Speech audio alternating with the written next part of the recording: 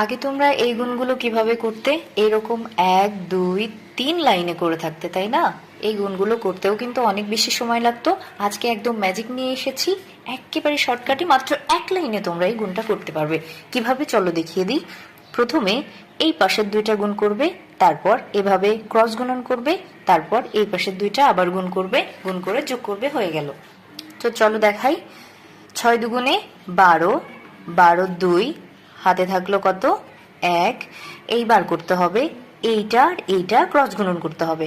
5 ছক 30 আর 2 দুগুণ 4, তাহলে 30 আর 4 কত? 34। 34 আর এই হাতে ছিল 1, তাহলে কত হলো? 35। 35-এর কত লিখবে? 5 লিখবে। হাতে কত থাকলো? 3 থাকলো।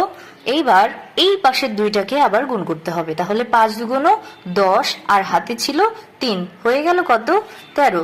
কত সহজ না? একেবারে ম্যাজিকের মতো 1 মিনিটে করে ফেলতে পারবে।